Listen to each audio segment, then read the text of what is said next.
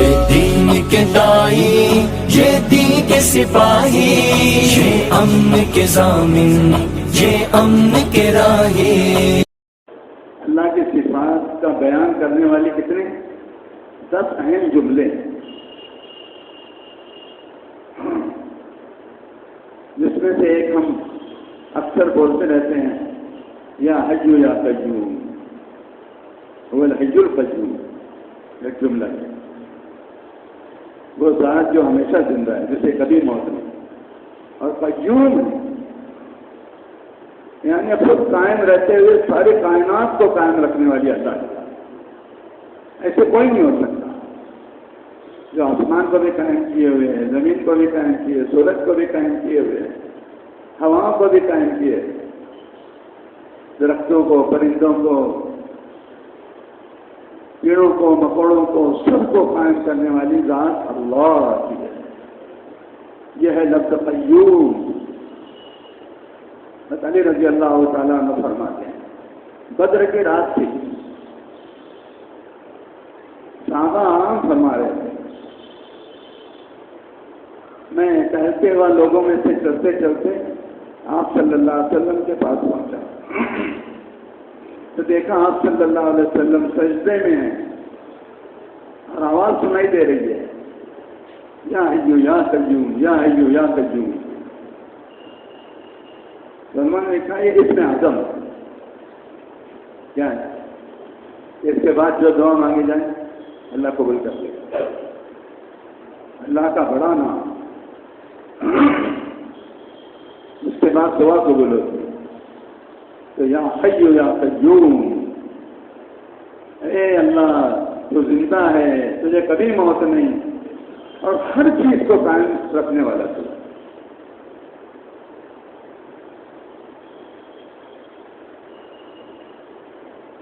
تو اللہ کی صفات کا بہترین بیان ہے اس آیت میں، اسے کہا گیا ساری آیتوں کے سردار، قرآن کی ساری آیتوں کے سردار۔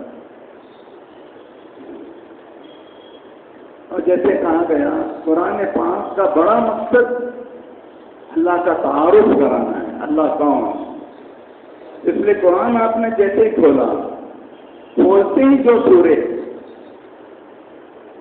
عربی میں کھولنے کو کہتے ہیں فتحہ، کیا بولتے ہیں کھولنا، تو آپ نے قرآن کھولا تو جو پہلی سورے ہیں اس کا نام ہی فاتحۃ الکتاب، سورہ فاتحہ، یعنی قرآن کھولتے ہی جو سورہ پہلے آئے سامنے، اس لیے اس کا نام کیا ہے سورہ فاتحہ، یعنی قرآن کے کھولتے ہی جو سورہ پہلے آئے تو اسے کہتے ہیں سورہ فاتحہ، قرآن کھولتے ہی جو سورہ پہلے آ جائے، اس لیے اس کا نام کیا ہے سورہ فاتحہ۔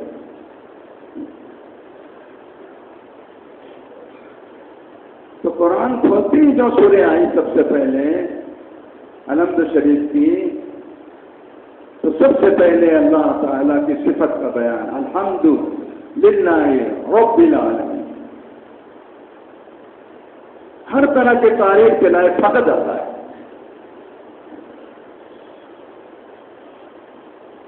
اور تعریف کے مستحق ہونے کی ایک بڑی بات ہے جو عالمین کا رب ہے۔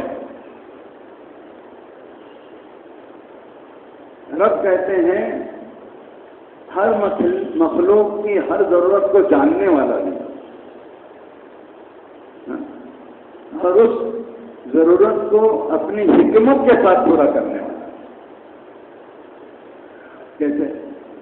رب اسی سے تربیت، رب سے تربیت بنائے، یعنی حکمت کے ساتھ اسے آگے پہنچاتے رہنا تاکہ وہ تکمیل تک پہنچے، یہ تربیت۔ تو اصل تربیت کرنے والا کون ہے؟ اللہ۔ تو اللہ ہی ساری تعریف کے لائق ہے، اس لیے کہ وہ رب ہے سارے جہانوں کا۔ تفسیر لکھتے ہیں کہ 40,000 جہاں ہیں۔ کتنے جہاں ہیں؟ 40,000۔ ہم تو ایک ہی دیکھتے ہیں، ایک ہی پورے میں دیکھتے ہیں دنیا، کیوں ہے؟ ایک جہان دنیا ہے، وہ بھی پورا نہیں دیکھتے ہیں۔ کہتے ہیں کہ بھائی تبلیغ کے ذریعے اللہ نے ہمیں ذمہ داری ہے ساری دنیا میں پھرو، 5 ماہ لگاؤ، 3 مرتبہ 4 ماہ انڈیا میں لگا، اب ساری دنیا میں پھرو، اور پچھلے 4 ماہ کے ذریعے سے پورے ملک میں پھرو۔ تو سارے جہانوں کو پالنے والا اللہ ہے۔ علماء لکھتے ہیں کہ جیسے دنیا ہے نا، ایسی دوسری دنیا بھی ہو سکتی ہے، اللہ ہی کے علم میں، اسے بھی اللہ پال رہا ہے۔ لوگ کہتے ہیں کہ ہوا تو کہیں اور ہے نہیں سوائے زمین کے، تو اللہ کی یہ قدرت ہے بغیر سانس لیے ہوئے ایسی مخلوق پیدا کر دے انہیں سانس لینے کی ضرورت نہیں اور زندہ ہے۔ ارے ہو سکتا کہ نہیں؟ انہیں آکسیجن کی ضرورت نہیں اور ہے جاندار، سانس لینے کی ضرورت نہیں، لیکن اللہ کی ایسی طاقت قدرت ہے اسے اللہ زندہ رکھے ہوئے، سانس نہیں لگتا۔ تو بہت سی دنیا ہو سکتی ہے۔ فرمایا فللہ الحمد رب السماوات ورب الارض ورب العالمین، اللہ ہی تعریف کے لائق ہے جو رب ہے آسمانوں کا اور زمین کا اور سارے عالموں کا، اور اسی کے لیے بڑائی ہے۔ الکبریاء فی السماوات والارض، زمین اور آسمان، وہی ہر چیز پر قدرت رکھتا ہے، غالب ہے، اس کا کنٹرول سب پر ہے۔ الا لہ الخلق والامر، جان لو اس کے سوا کوئی دوسری بات نہیں۔ جتنی چیزیں پیدا کی گئی ہیں سب کے سب اپنے پیدا کرنے والے کے قابو میں ہیں، ان پر پیدا کرنے والے اللہ کا حکم چل رہا ہے۔ سب چیزیں اللہ نے پیدا کی اور ان پر پیدا کرنے والے اللہ کا حکم چل رہا ہے۔ بس سمجھنا ہے۔ تو آسمانوں کا بھی رب اللہ ہے۔ آسمان اتنے اوپر کیسے ٹکا ہوا ہے؟ اس کے ٹکنے کے لیے کن باتوں کی ضرورت ہے ہم جانتے ہیں؟ نہیں، اللہ اس ضرورت کو جانتا ہے کہ آسمان اپنی جگہ ٹکا رہے، گر نہ جائے، اس کا کوئی ٹکڑا نہ گر جائے۔ تو اللہ آسمان کی ضرورت کو جان رہا ہے کہ بغیر ستون کے آسمان ہے، وہ گر نہ جائے، اس کا کوئی ٹکڑا نہ گر جائے۔ تو کن باتوں کی آسمان کو ضرورت ہے؟ ان باتوں کو پورا کرنے والا بھی اللہ ہے۔ زمین لڑک نہ جائے کہ انسان کے بنائے ہوئے ساری چیزیں ٹوٹ جائیں، تھوڑی سی ادھر سے ادھر حرکت کر جائے، تو اپنی جگہ پر رکی ہوئی ہے، یعنی قائم ہے، لڑک نہیں جاتی۔ اس کو کس بات کی ضرورت ہے کہ لڑک نہ جائے؟ اللہ اس ضرورت کو جانتا ہے جو اسے پورا بھی کرتا ہے۔ بہرحال ہر ضرورت کو اللہ ہی پورا کرتا ہے۔ ہر ضرورت کو کون پورا کرتا ہے؟ اللہ کو سب سے زیادہ جاننے والے کون سے ہیں؟ محمد الرسول اللہ۔ انی اعلمکم باللہ واخشاکم للہ، حضور فرماتے ہیں میں تم میں سب سے زیادہ اللہ کو جاننے والا ہوں۔ واخشاکم للہ، اور جو آدمی اللہ کو جتنا جانے گا وہ اللہ سے اتنا ڈرے گا۔ یہ نہیں کہ میں بہت اللہ کو جانتا ہوں اور اللہ سے لیڈر ہو کے کام کر رہا ہے، اللہ کو ناراض کرنے والا کام کر رہا ہے، اللہ کے حکموں کو توڑ رہا ہے، تو کوئی کہے گا یہ اللہ کو جانتا ہے؟ کام ایسا کر رہا ہے اللہ جس سے ناراض ہو رہے ہیں اور دعویٰ کر رہے ہیں میں اللہ کو بہت جانتا ہوں، میں جانتا ہوں اللہ کون ہے۔ ارے بات سمجھ میں؟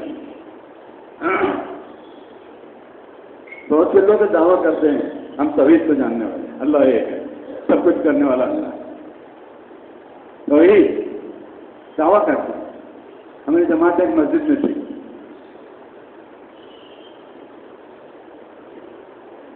ایک شخص قرآن پڑھ رہا تھا، وہ بھی انہیں میں سے تھا، ہم تو ایک اللہ کو مانتے ہیں، توحید والے۔ فون کال آ گیا مسجد میں اس شخص کے، اور اس نے جو میں نے سنا جو لفظ وہ کہہ رہا ہے نمسکار، مسجد میں کہہ رہا ہے۔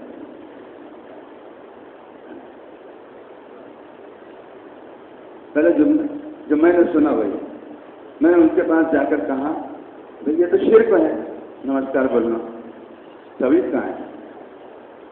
یہ کیا ہے؟ شرک ہے۔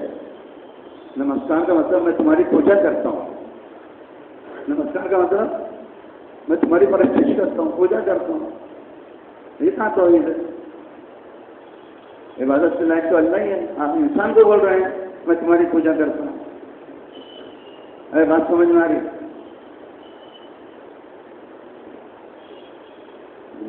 موبائل سے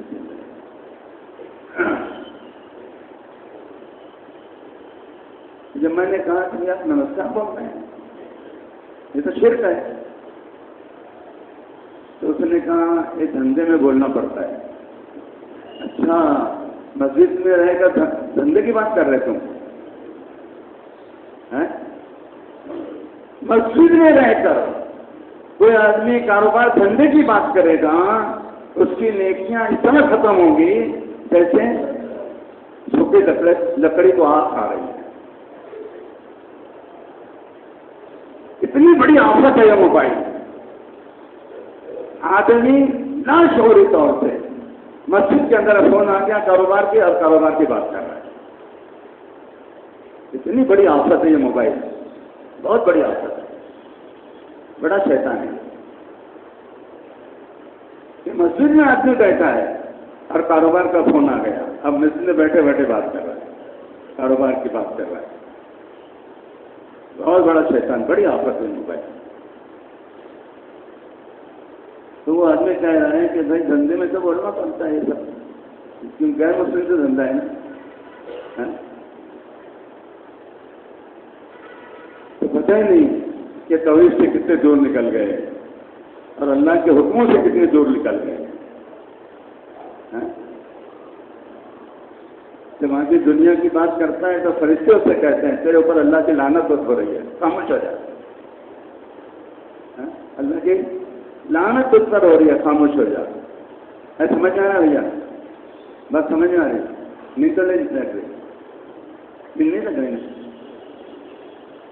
تو دوستو اللہ کو جاننا یہ ہے، چھوٹی چیز ہو کہ بڑی چیز ہو، سبب نہ مانگے۔ آگے سبب مانگتا ہے، اے اللہ میری دکان اس میں برکت دے تاکہ میرا قرضہ ادا ہو جائے، تو اللہ تعالیٰ کو دکان کا پابند بنایا ہے قرضہ ادا کرنے میں، تو محتاج ہے تمہاری دکان کا۔ اے اللہ بہت ایکسپرٹ ڈاکٹر کے پاس سے دوا لا آیا ہوں، تو مجھے صحت دے دے۔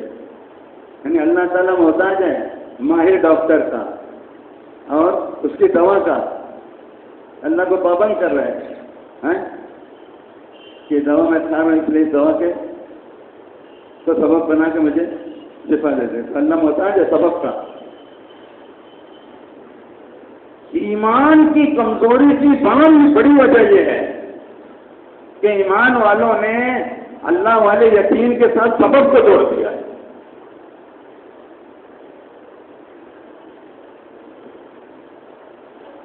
اللہ والے یقین کی کمزوری میں بڑی وجہ کیا ہے کہ ہم ایمان والوں نے اللہ والے یقین کے ساتھ سبب کو جوڑ دیا ہے کہ سبب تو ہونا چاہیے، تو اللہ کو پہچانے نہیں صحیح ہم نے۔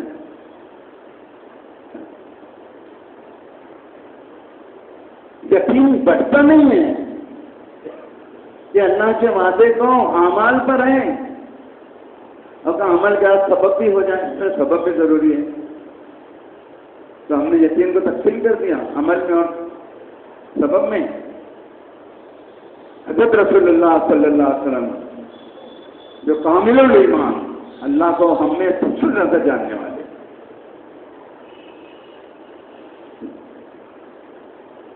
آپ صلی اللہ علیہ وسلم سے حضرت عثمان رضی اللہ تعالیٰ عنہ نے درخواست کی آپ کے فاقے کی خبر سن کر آپ صلی اللہ علیہ وسلم فاقے سے.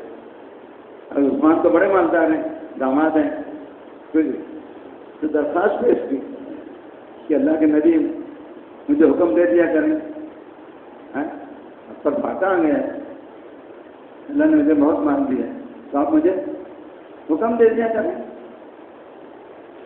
تو آپ صلی اللہ علیہ وسلم نے کیا فرمایا کہ میرے جوتے کا تسمہ بھی ٹوٹ جائے تو میں اللہ سے مانگوں گا. اپنا جوتا پھٹ گیا تو کیا بولیں گے؟ پہلے مجھے کے پاس آ جاؤ. ارے کوئی بولے گا کہ اللہ سے بولو، بولو ہم سب ایمان والے ہیں. جوتا پھٹ گیا تو بولیں گے کبھی؟ پہلا جملہ یہ بولیں گے سمار بیٹھتا ہے وہاں لے جاؤ کھلا دو. کہ بھائی جوتا پھٹ گیا تو ہم کدھر متوجہ ہوں گے؟ موچی. اور نبی سمجھانے سے تو اللہ کا جاننا یہ نہیں ہے. جوتا پھٹ جائے تو کس سے مانگوں گا؟ اللہ سے مانگوں گا. یہ ہے اللہ کو جاننا. ارے بات سمجھ میں آ رہی؟ سو تو نہیں رہے. انشاءاللہ کسی کو سونے نہ دو، اس کی میں کوشش کروں.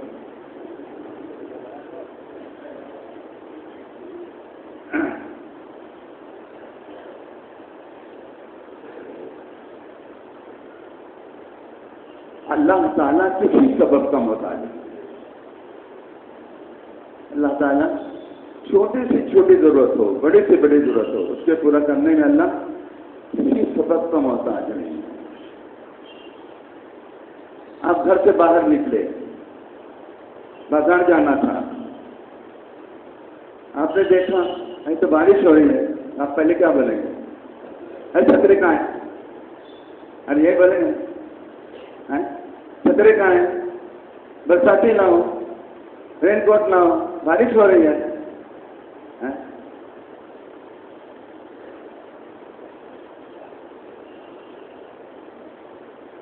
حضرت رسول اللہ صلی اللہ علیہ وسلم نے صحابہ کی ایسی تربیت کی تھی کہ صحابہ کامل الایمان بن گئے. ایسے ایمان والے جن کے بارے میں اللہ ہم ایمان والوں کو حکم دے رہے ہیں صحابہ جیسا اپنا ایمان بناؤ، یعنی محنت کرو، اس سے مطمئن ہو ہم ایمان والے. نہیں، یہ تو اللہ حکم دے رہے ہیں اپنا ایمان بناؤ. کیا معیار ہے؟ نبی والے ایمان تک تو نہیں پہنچ سکتے، لیکن اپنا ایمان، اس کا معیار صحابہ کا ایمان بتایا. آمنوا کما آمن الناس. ویسا اپنا ایمان بناؤ.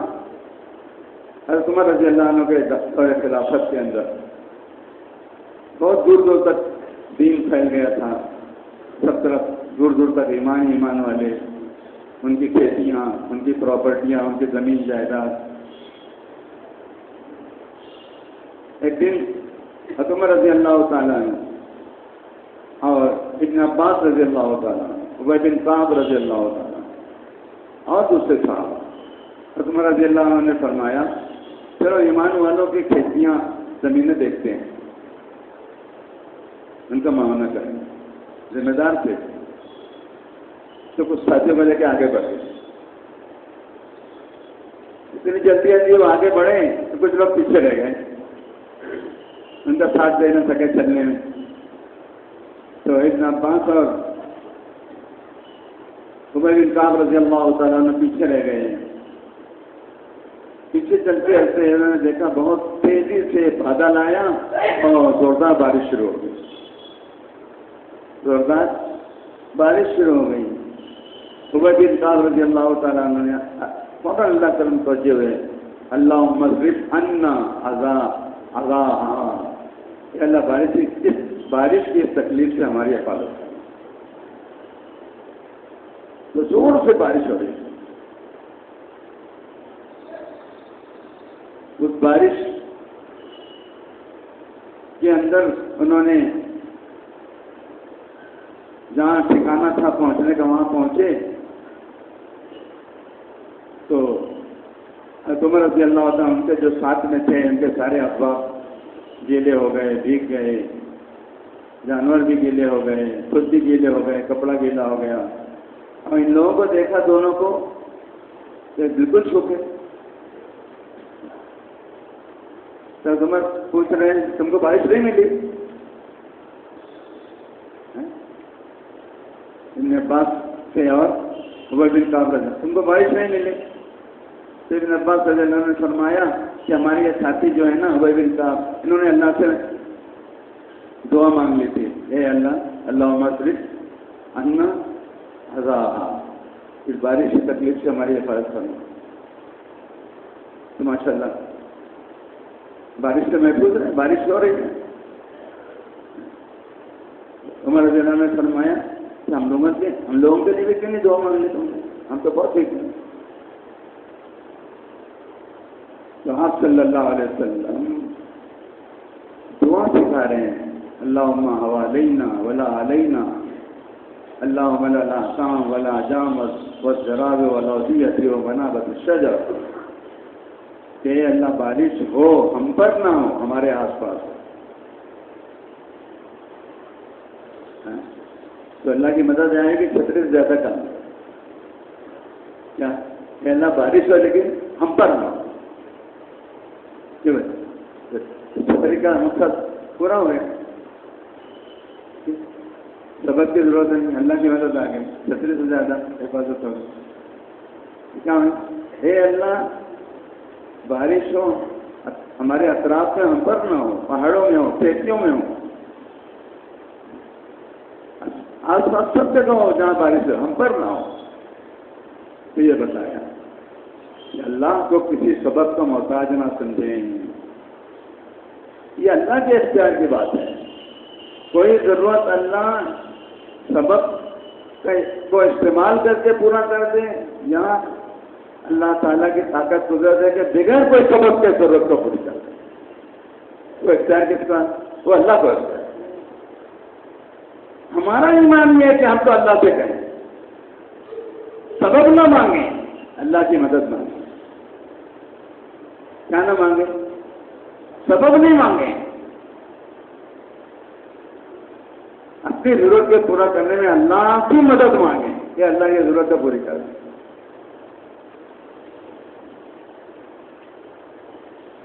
تو دوستو صحابہ ایسے کامل ایمان تھے کہ اللہ نے جو بات فرما دی، عمل کی جو قیمت بتا دی، وعدہ جو کر لیا عمل پر، نبی کی زبان سے جو وعدے کر دیے گئے، جو بات بتا دی گئی،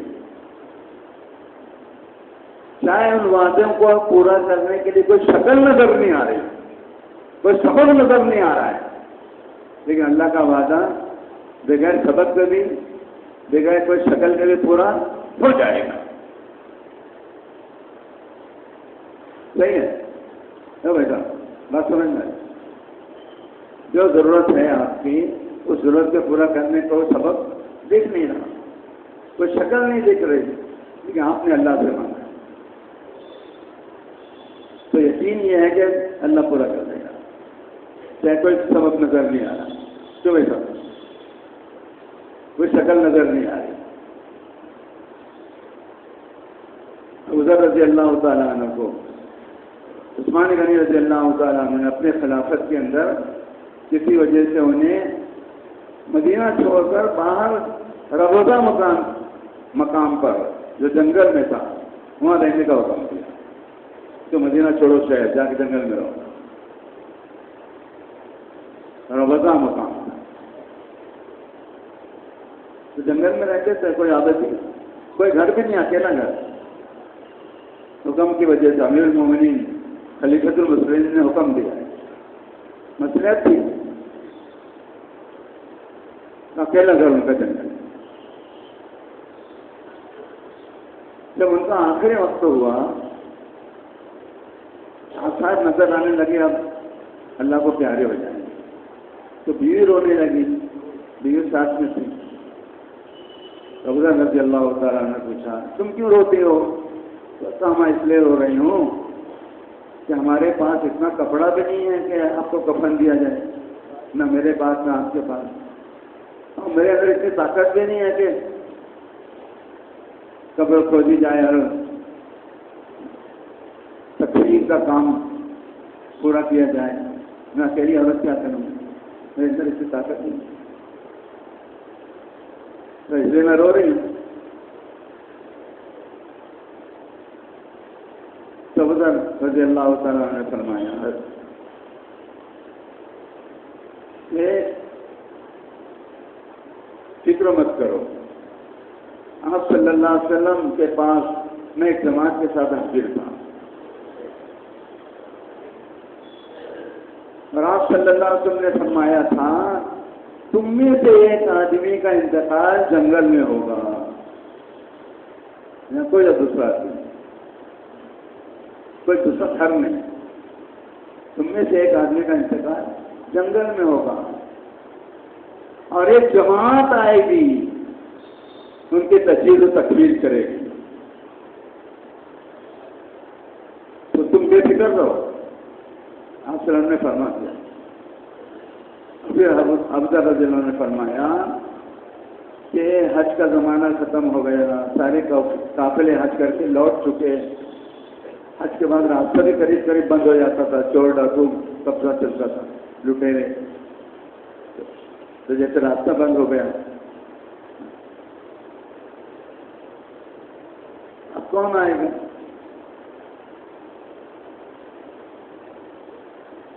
وہ ٹیلی پہ جا کر دور سے دیکھتی راستے کوئی آ رہا ہے، پھر واپس آ جاتی تھی ایمانداری کے خاطر اپنے شوہر کے خدمت کرتی، پھر دوسری طرف جا کر دیکھتی ٹیلے پہ کھڑے ہو کر کوئی قافلہ آ رہا ہوگا۔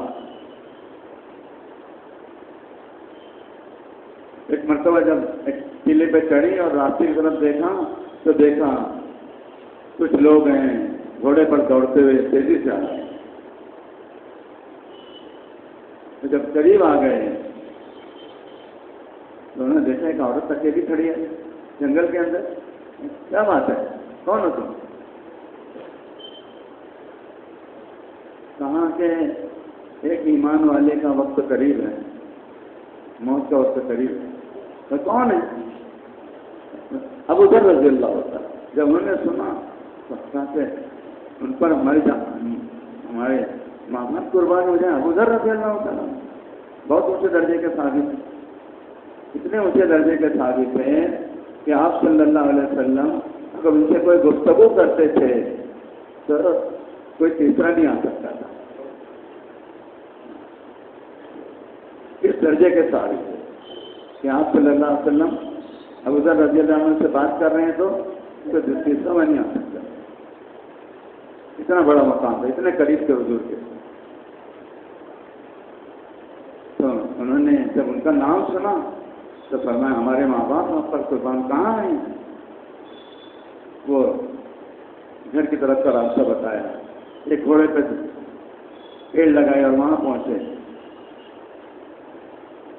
سلام کیا، بیٹھے۔ اب ابوذر رضی اللہ عنہ پوچھے بلکہ دین کا علم پہلے دیا، نبی کی بات پہلے بتائی، حالانکہ آخری وقت ہے کہ سنو میں نے رسول اللہ صلی اللہ علیہ وسلم سے سنا کہ جن کے 2 یا 3 بچے بچپن میں انتقال کر جائیں ایسا نہیں ہوگا کہ وہ جہنم میں جائیں گے، یہ حدیث سنا ہے۔ دیکھو یہ ہے علم کی قدر، بات پہنچانا، ہاں بلغوا عنی ولو آیا، ایک ہی بات جانتے ہو اسے پہنچاؤ، تو جنگل میں ہے اور جن تک پہنچانا چاہیے وہ خود آ گئے، تو آپ صلی اللہ علیہ وسلم نے فرمایا ہے ہو سکتا ہے جن دوسروں تک تم دین کی بات پہنچا رہے ہو پہنچانے والے سے زیادہ جس تک وہ بات پہنچی ہے وہ ان باتوں کا زیادہ حق ادا کرنے والا، اس لیے جو بات معلوم ہے اسے دوسرے تک پہنچاؤ، تبلیغ کرو، حکم دیا نبی نے۔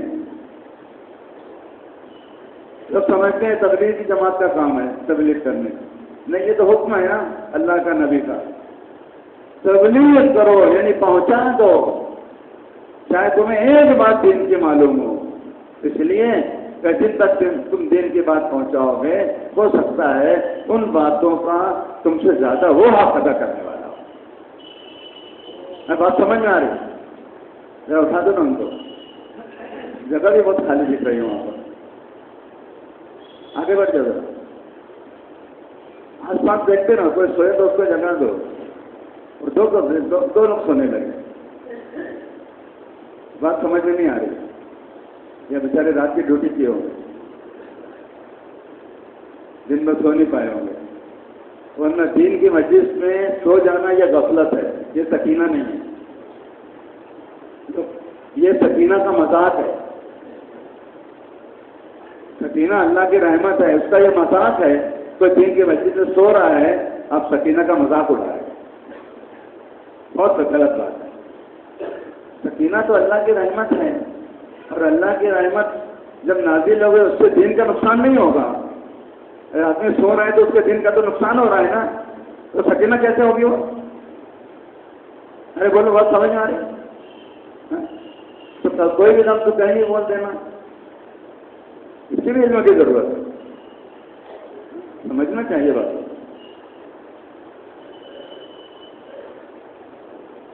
دیکھو دوسروں تک دین کی بات پہنچانے کا کیسا جذبہ ہے. آخری وقت ہے, مرنے والے ہیں ابھی, لیکن حضور کی ایک حدیث سنا ہے. ہم ایسے فکر مند ہو جائیں, یہ صحابہ کا جذبہ تھا.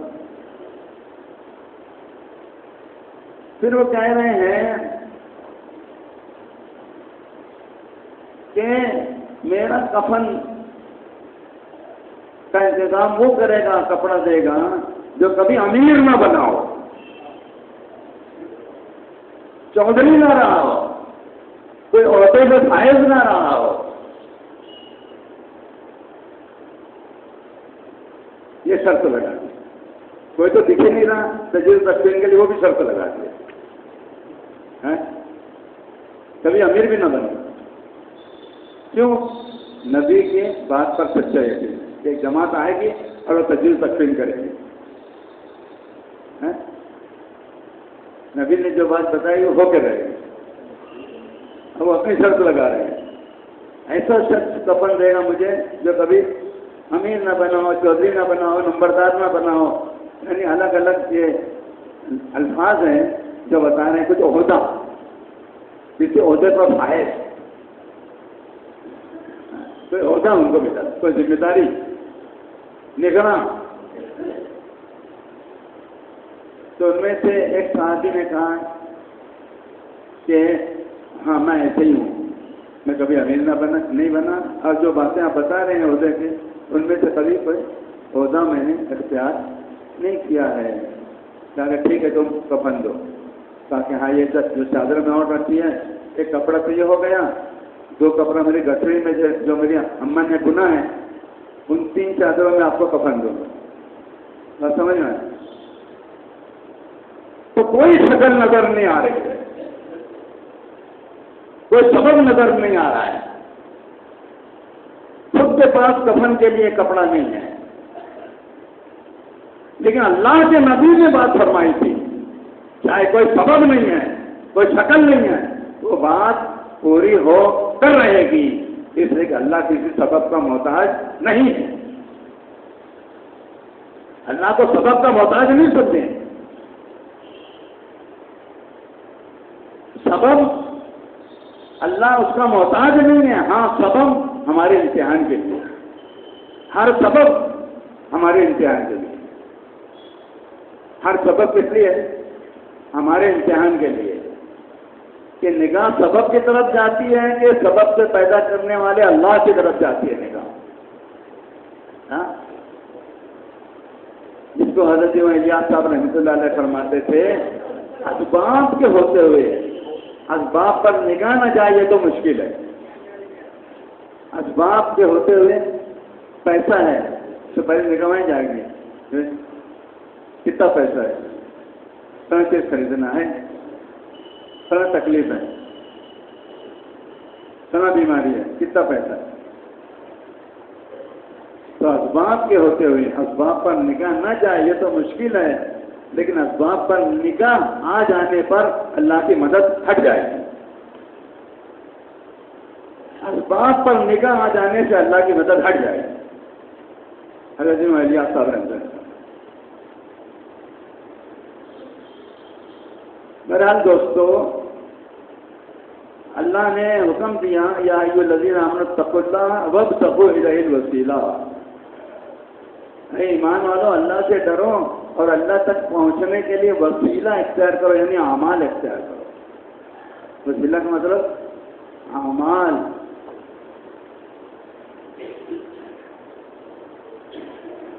جن اعمال پر اللہ راضی ہوتے ہیں تو تم اللہ تک پہنچو گے. جن اعمال سے اللہ راضی ہوتے ہیں ان اعمال کے ذریعے تم اللہ تک پہنچو گے. تو اللہ نے فرمایا اس کو اختیار کرو، وابتغوا الیہ الوسیلہ، کیونکہ اللہ تک پہنچنے سے کام چلے گا، اسباب کو حاصل کرنے سے کام نہیں چلے گا. مال کے جمع کرنے سے کام نہیں چلے گا، حکومت کے حاصل کرنے سے کام نہیں چلے گا، دنیا کا اور کوئی سبب حاصل کر لینے سے کام نہیں چلے گا. کام اللہ سے چلے گا. اسے اللہ فرما رہے ہیں کہ اے ایمان والو، اللہ سے ڈرو، یعنی اللہ کو ناراض کرنے والا کوئی کام مت کرو. اللہ سے ڈرو تو کیا مطلب؟ یا ایھا الذین آمنوا اتقوا اللہ. تقویٰ کہتے ہیں اللہ کے ناراضگی والے کاموں سے اپنے کو بچانا. اس کو کہتے ہیں پرہیزگاری. تقویٰ مطلب بڑا متقی ہے. بڑا متقی ہے مطلب پرہیزگار ہے، مطلب اللہ کے ناراض کرنے والے ہر کام سے اپنے کو بچانے کی پوری کوشش کرتا ہے. جس کو عام زبان میں کہتے ہیں گناہوں سے بچنے کی پوری کوشش کرتا ہے. تو گناہ کسے کہتے ہیں؟ ہر کام جو اللہ کو ناراض کرنے والا ہے وہی گناہ ہے. ٹھیک، نبی کے تعلیم کے خلاف جو وہی گناہ ہے. تو اللہ فرما رہے ہیں وابتغوا الیہ الوسیلہ. اللہ تک پہنچنے کے لیے عمل تلاش کرو. اللہ تک پہنچنے کے لیے عمل تلاش کرو. عمل اختیار کرو. تلاش کہاں کریں گے؟ قرآن حدیث میں تلاش کریں گے. اسے اختیار بھی کرنا چاہیے. علم تو ہے، معلوم تو ہے، کیوں بھائی بہت سے عمل معلوم ہے، لیکن اسے اختیار کرنا. وابتغوا الیہ الوسیلہ، وسیلہ عمل اختیار کرو. تو اعمال میں سے ایک عمل ہے وجاہدوا فی سبیلہ. آگے اللہ نے فرمایا اللہ تک پہنچنے کے لیے دین کے لیے خوب کوشش کرو. کیا کرو؟ تبلیغ کی، دین کی محنت کی. قرآن میں اللہ فرمایا یا ایھا الذین آمنوا اتقوا اللہ وابتغوا الیہ الوسیلہ وجاہدوا فی سبیلہ لعلکم تفلحون. امید ہے کہ اللہ سے تمہیں کامیاب کر دے گا. تم اللہ تک پہنچنے کے لیے عمل سب میں زندہ ہو جائے، اس کے لیے کوشش میں لگے ہو کہ سارے لوگ عمل کر کے اللہ کے قریب آ جائیں. کیوں بھائی؟ اللہ تو بہت قریب ہے لیکن ہم اللہ کے قریب ہو جائیں. اذا سألک عبادی انی فانی قریب اجیب دعوت الداعی اذا دعان. کہ اے محمد صلی اللہ علیہ وسلم، میرے بندے میرے متعلق پوچھتے ہیں. اب آگے جو لفظ آپ کہہ دیجیے، یہ لفظ بھی اللہ نے نہیں کہا. کل یعنی یہ ہے عربی میں کہہ دیجیے، وہ لفظ بھی اللہ نے اختیار نہیں کیا. فإنی قریب، میں بہت قریب ہوں. آپ کہہ دیجیے یا نہیں؟ ارے بات سمجھ میں آ رہی؟ وَإِذَا سَأَلَكَ عِبَادِي عَنِّي فَإِنِّي قَرِيبٌ. لوگ مجھ سے اے محمد صلی اللہ علیہ وسلم میرے بارے میں پوچھتے ہیں، میں بہت قریب ہوں. آپ کہہ دیجیے بہت قریب، وہ بھی لفظ ہٹا دیا. نہیں، اللہ بہت قریب ہے. اسی کے دعوت الداعی اذا. جب دعا مانگنے والا کچھ دعا اللہ سے مانگتا ہے، میں اس کے دعا کو قبول کرتا ہوں. تو بندہ جب کوئی چیز مانگتا ہے، چھوٹی چھوٹی ضرورت، بڑی سی بڑی ضرورت، دعا کے ذریعے بندہ اللہ کے بہت قریب ہو جاتا ہے۔ اور دعا مانگنا بہت آسان عمل ہے، بلکہ عبادات کا مقصد ہے۔ عبادات کے ذریعے ہی بندہ اللہ کے قریب پہنچتا ہے۔ اور حضور نے فرمایا دعا مخ العبادت، کہ دعا مانگنا کیا ہے؟ عبادات کا مقصد ہے۔ یعنی اصلی چیز عبادت میں دعا ہے۔ کیا؟ ہاں، جو عبادت کر رہے ہیں اللہ کے منگتے بن جاؤ۔ کیا بن جاؤ؟ ہاں، یہ نہیں کہ فن میں پڑے او بھائی صاحب، او سننے والے چونک کے اٹھے بیچارے۔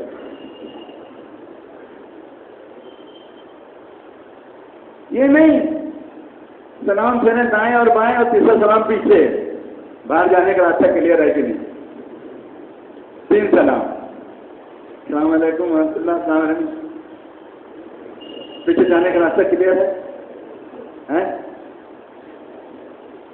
اللہ کی عبادت کی ہو اور عبادت کا مقصد دعا ہے، دعا بھی تو مانگ لے، لیکن دعا کے بھاگ گئے کیوں؟ دکان چھوڑ کر آئے، کارخانہ چھوڑ کر آئے ہیں۔ یعنی دعا سے زیادہ اس سے یقین ہے کارخانے سے، اللہ سے مانگنے سے زیادہ ضرورت کارخانے سے پوری ہوگی۔ ہاں، بلکہ ہمارے مالیگاؤں گاؤں والے جانتے ہیں جتنا کارخانہ چلاؤ گے اتنے قرضدار بنو گے۔ کیوں بھائی؟ جتنی زیادہ ڈیوٹی دو گے کارخانہ چلاؤ گے اتنے قرضدار بنو گے۔ یعنی کہ جتنا چکر گھومے گا اس کا پیسہ آئے گا، نہیں چکر میں پڑ جاؤ گے۔ جتنا پاور دوں گا چکر گھومے گا اتنے تم چکر میں پڑ جاؤ گے، مسائل میں پڑ جاؤ گے۔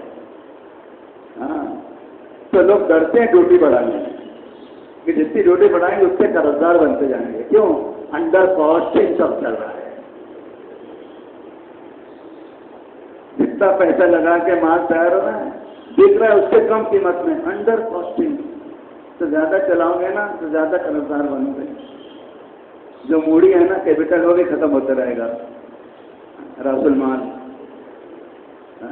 قرضدار ہو جائیں گے۔ تو لوگ سائزنگ والے قرضدار بن گئے گھروں کے، کارخانے والے قرضدار بن گئے، انہوں نے قرضے میں ان کی سائزنگ لے لی، کارخانے لے لیے، جب پیسہ دینا تو پھر لے کے جانا۔ ارے بات سمجھ میں آ رہی؟ بات سمجھے؟ تو دعا بہت آسان عمل ہے اور اس کے ذریعے آدمی اللہ کے بہت قریب پہنچتا ہے۔ لیکن جب بہت آسان عمل ہوتا ہے نا آدمی اس کی اتنی اہمیت نہیں دیتا ہے، اس کو سمجھتا ہے کہ ہلکا سمجھنے لگتا ہے۔ حالانکہ دعا بہت اہم عمل ہے، بہت آسانی سے آپ اللہ کے قریب پہنچ سکتے ہیں۔ اس لیے دعا میں بہت وقت لگانا چاہیے، اور دعا کی قبولیت کا خاص وقت تہجد کا ہے۔ بولا ان ناشیۃ اللیل، رات کو نیند چھوڑ کر اٹھنا، اللہ نے فرمایا ان ناشیۃ اللیل یہ اشد، یہ نفس پر بہت بوجھ ہے۔ یہ اشد ہوتا ہوں، یہ نفس کو روندنے والا ہے، اس سے تمہارے نفس کی گندگی دور ہو جائے گی۔ نفس کی دھلائی کرے گا، جو بھی پٹکتا ہے نا کپڑے کو تو نفس کو پٹک پٹک کر اس کو صاف کر دے گا۔ نیند چھوڑ کر اٹھنا یہ اشد ہوتا ہوں، وہ اقوام قیلا ای وہ اب جنو قیلا، وہ اقوام قیلا یعنی جب تم دین کی بات کرو گے وہ بات صاف صاف لوگوں کے سمجھ میں آئے گی اور ان کے دل میں اتر جائے گی۔ تو دائی کے لیے ضروری ہے کیا کرے بولو؟ تہجد کا روزانہ پابندی کریں گے سب۔ اور ابھی تو بہت بہار کا موسم ہے تہجد کے لیے۔ عائشہ رضی اللہ تعالیٰ عنہ فرماتی تھیں سردی کا زمانہ ایمان والوں کے لیے کیسا بہتر زمانہ ہے کہ نیند بھی پوری ہو جائے، تہجد بھی مل جائے۔ ابھی تہجد آخری وقت 5:08 جب وہاں لکھا ہے اینڈ آف تہجد اسٹارٹ 7:41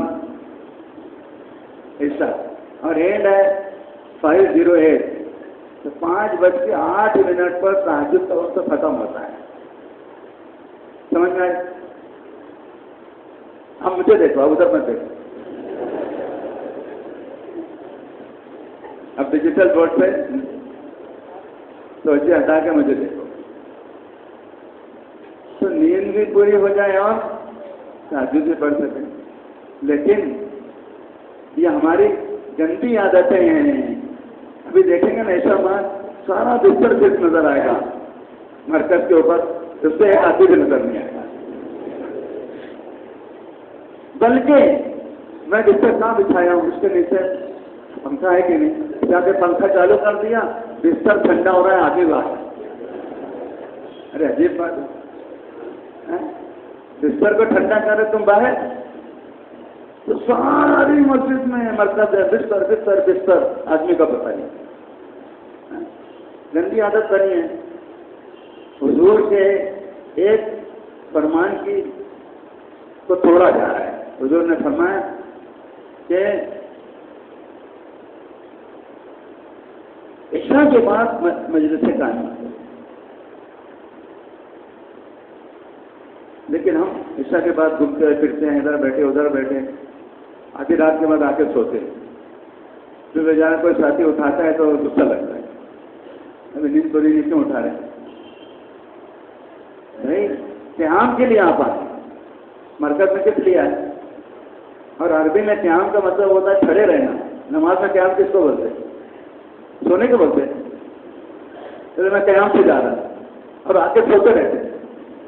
ارے عجیب بات ہے، ذرا مطلب تو سمجھو. قیام فرض ہے نا، کھڑے. میں قیام کے لیے جا رہا ہوں، مطلب اللہ کے سامنے عبادت کے لیے کھڑے رہوں گا، میں اس کے لیے جا رہا ہوں. اور آپ سمجھ رہے ہیں کہ بستر بچھا کے سوتا رہوں گا، تو یہ کہاں قیام ہے؟ یہ تو لیٹا رہنا ہے. اور بولتے قیام کے لیے جا رہا ہے. سوچو تو صحیح، کیا سمجھ رہے ہیں؟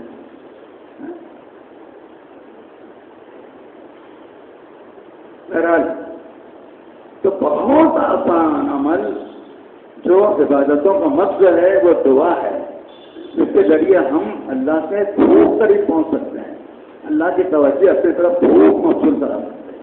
حدیث میں ہے نا، کوئی آدمی تکرار کرتا ہے، بار بار کہتا ہے یا ارحم الراحمین یا ارحم الراحمین یا ارحم الراحمین. فرشتے کہتے ہیں ارحم الراحمین یعنی رحم کرنے والوں سے رحم کرنے والوں سے زیادہ رحم کرنے والا، یعنی اللہ تمہاری طرف متوجہ ہو گیا ہے، مانگو کیا مانگتے ہو.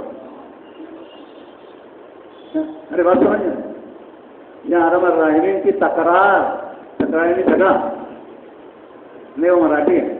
یہ عربی کا تکرار یعنی بار بار دہرانا، ریپیٹیشن کرنا، مقرر کہنا اس کو یہ تکرار. شکایت نہیں، میں تکرار کر کے آ رہا ہوں پولیس اسٹیشن تمہاری، تو مراٹھی لفظ ہے. یہ عربی لفظ ہے تکرار، اس کو بار بار دہرانا. تو یہ بہت آسان عمل ہے، لیکن آسان عمل ہے اس وجہ سے اس کو ہم ہلکا سمجھنے لگتے ہیں، اس کی طرف سے بے توجہ ہو جاتی ہے، اس میں زیادہ وقت نہیں دیتے ہیں. جیسے ایک واقعہ آیا، حکیم اجمل خان صاحب بہت بڑے حکیم تھے، محمد اجمل خان، حکیم اجمل خان اپنے وقت کے مانے ہوئے حکیم تھے. ان کے پاس ایک آدمی آیا، مریض، بہت جگہ دوا کر چکا ہوں، کوئی فائدہ نہیں ہوتا، بہت پیسہ خرچہ کیا، تھک ہار کر آپ کے پاس آیا. انہوں نے پوچھا کہاں سے دوا لائے ہو، کیا دوا لائے ہو؟ تو خیر جس کے پاس سے دوا لائے تھے وہ بھی بتا دی، دوا اگر جانتے تھے تو وہ بھی بتا دیا.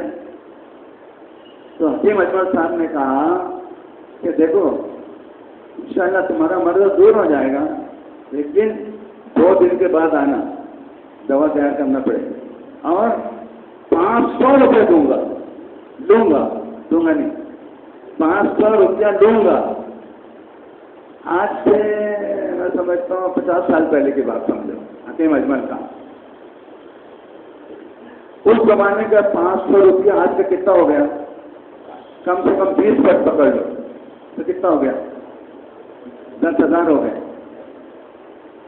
میں نے ان کا 10,000 روپئے لوں گا آج کے حساب سے سن. اب وہ تو بہت پریشان تھا, بہت جگہ سے دوا بھی کیا تھا, اچھا نہیں ہو رہا تھا. ٹھیک ہے 2 دن بعد آ جاؤں, 10,000 روپیہ دینے کو تیار ہوں.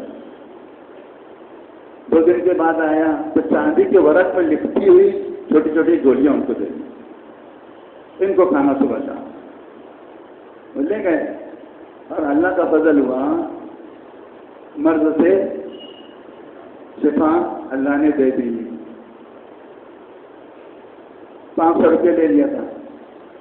اب ایک ساتھ جو ان کے بازو میں بیٹھے تھے حکیم صاحب کے, حکیم صاحب تم نے کون سی دوا دی؟ حکیم صاحب نے کہا الائچی کا دانہ دیا میں نے. کیا دیا بولو؟ 10,000 روپئے میں چند گولیاں الائچی کا دانہ, وہ سلور کور, چاندی کے کور کے اندر. پہلے سے بولتا تھا الائچی کا دانہ کھاؤ تو کیا بولتا, ارے اس کی دوا کرتی ہے, اس سے مشہور حکیم کو, ہاں اس سے کیا ہوگا الائچی کے دانے سے؟ تو آج ایسے ہی حال ہے. بولے دعا کے ذریعے آپ اللہ سے بہت قریب پہنچتے ہیں. دعا میں زیادہ وقت ہو, مانگو اللہ سے. بولا آسان ہے, میں نے اس کے ذریعے میں بہتر صلاۃ و تسبیح پڑھ رہا ہوں, نفل روزہ رکھ رہا ہوں, تو دعا کے ذریعے اس سے زیادہ قریب پہنچوں گا.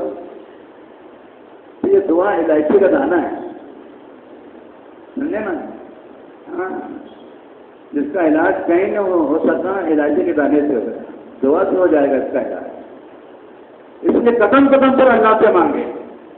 قدم باہر نکلتے ہی اپنا گھر سے, اے اللہ میں جا رہا ہوں مرکز گزر مسجد میں, نہ جانا آسان کر دے. اے اللہ وقت پہ پہنچا دے. اے اللہ تکبیر اولا نہ چھوٹے, میری مدد کر دے. راستے میں کہیں کیچڑ میرا کپڑا خراب نہ ہو, بارش ہو رہی, اے اللہ میری مدد کر دے. کہیں پھسل نہ جاؤں, مدد کر دے. قدم قدم پر آپ نے اللہ سے مانگے تو آپ اللہ کے قریب پہنچ جائیں. کیا بولا؟ اللہ کے قریب پہنچ جائیں. یہ ضرور ہے دوستو کہ دعا کو رد کرنے والا کوئی کام نہ کرے.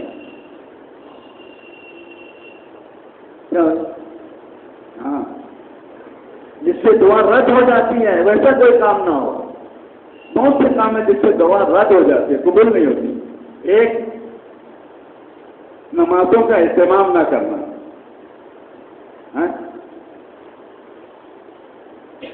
کبھی 1 رکعت چھوٹی, کبھی 2 رکعت چھوٹی, کبھی جماعت چھوٹی.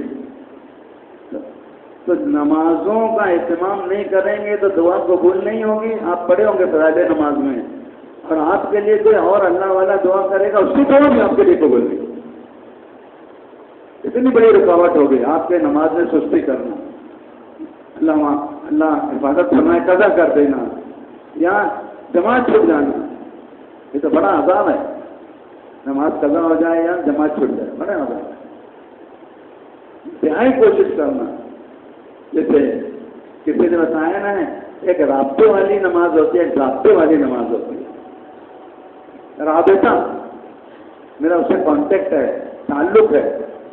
بھائی شادی کا کارڈ آیا, لکھا اتنے بجے 12 بجے سے کھانا شروع ہوگا, زور بعد کھانا شروع ہوگا. لیکن اگر وہ آپ کا تعلق والا ہے تو آپ زور پڑھ کے جائیں گے. ارے بولو نا, صبح 10 بجے سے جا کے حاضر ہو جائیں گے. ارے بولو نا, میرا تعلق والا ہے, میرا گہرا دوست ہے, میرا قریبی دوست ہے, میرا قریبی رشتے دار ہے, تو عین ولیمہ کے جو وقت ہو سکتے ہوں گے. یہ رابطے کانٹیکٹ تعلق کی بات ہے, پہلے سے جاؤ. تو آپ کی نماز رابطے والی ہے. ایک ضابطہ ہے کہ بھائی دعا کے بعد کھانا شروع ہوگا, تو ضابطہ یہ ہے کہ اذان سن رہے اب جائیں گے مسجد میں. یہ ضابطے کی بات ہے. لیکن آپ کا اللہ سے تعلق ہے, رابطہ ہے, تو اذان نہیں, اذان سے پہلے جائیں گے. اذان سے پہلے اگر آپ مسجد جا رہے ہیں تو واقعی اللہ سے آپ کو رابطہ حاصل ہے, آپ کو اللہ سے سمپرک پراپت ہو چکا ہے.